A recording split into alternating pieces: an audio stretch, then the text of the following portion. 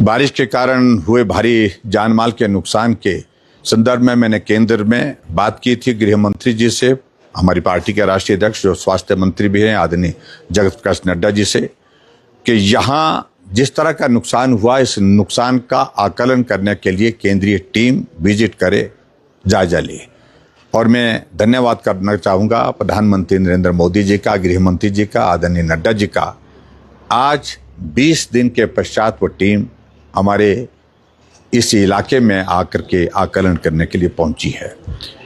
आज सुबह बक्साड़ में शरण गांव में जाकर के उन्हें आकलन किया, वहां जायजा लिया। उसके बाद आगे बढ़ कर के फनियार के गांव में रुके, बुरनी के वहां पर भी उन्हें देखा नुकसान हुआ है। उसके बाद आहोन के गांव के आगे फनियार का गांव, उसके बाद आगे सारे थुनाग में, थुनाग के बाद लंबा थाच में, उसके बाद जंजैली में, सब जगह नुकसान का जायजा लिया है। और ऐसे में सारी टीम के साथ बैठ करके मैंने विस्तार से जानकारी दी है। बहुत सारे इलाके ऐसे कट गए हैं जहां जाना आना कठिन है। यहाँ तक कि मेरी अपनी पंचायत का इलाका सुरा का गांव, जहां मेरा अभी जाना नहीं हो पाया, खुनागी का गांव अभी जाना नहीं हो पाया, साथ वाले लगते जैंशला का गांव, शिवा थाना का गांव, बागा चुनोई का इलाका जहां जाना नहीं हो पाया क्योंकि रास्ते सारे बंद पड़े हैं। पखरैर पंचायत का हमारा पिछला इलाका जहां जाना नहीं हो पाया, वहां पर भी बहुत बड़ी कठिनाई का सामना लोगों को करना पड़ रहा है।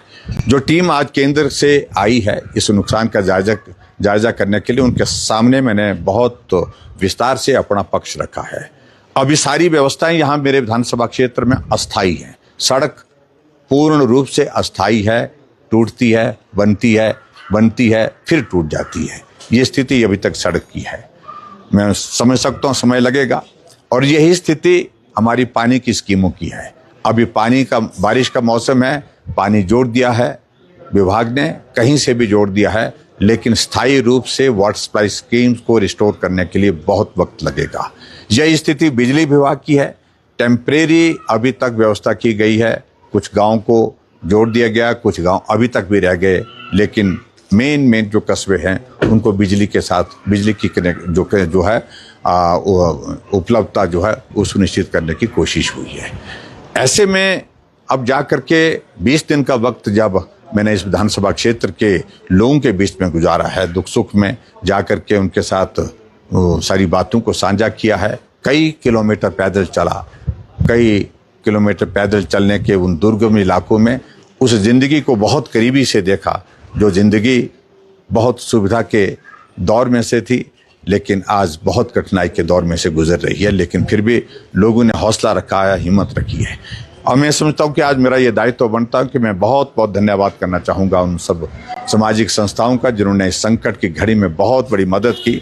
और भारतीय जनता पार्टी का तो हृदय से आभार व्यक्त करना चाहूँगा हमारे पार्टी के प्रदेश के नेतृत्व का, जिन्होंने हर विधानसभा क्षेत्र से, हर मंडल से, 170 मंडल हैं, 170 मंडल से कई गाड़ियां सामान की भेजी, बिस्तर भेजे, राशन भेजा, बर्तन भेजे, जो उसके अलावा गैस के कनेक्शन, गैस की सुविधा और इस तरह की बहुत सारी चीज़ों को लेकर जो ज़रूरत की चीज़ें सब उपलब्ध कराने की कोशिश हुई है। उसके लिए मैं पार्टी के नेतृत्व का भी धन्यवाद करता हूँ।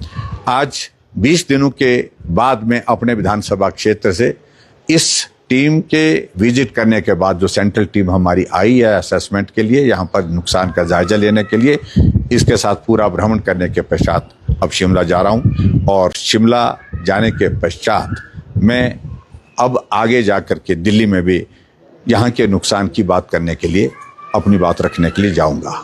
मुख्यमंत्री जी से भी, उप मुख्यमंत्री जी से भी बात की है और उसके साथ केंद्र में भी मंत्रियों से बात की है। फिर से सही बात को पहुंचाने के लिए कितना नुकसान हुआ, ज़्यादा से ज़्यादा मदद मिल सके यहाँ के हमारे इस इलाके के लिए, डेवलपमेंट के प्रोजेक्ट्स को, लोगों के नुकसान जो हुए हैं उसके भरपाई के लिए, उसके लिए प्रयत्न करूँगा।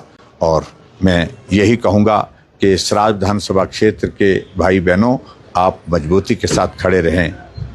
कठिनाई है, परेशानी है, संकट है, लेकिन इस संकट से भी हम निश्चित रूप से पार होंगे, ऐसा मुझे पूरा भरोसा है।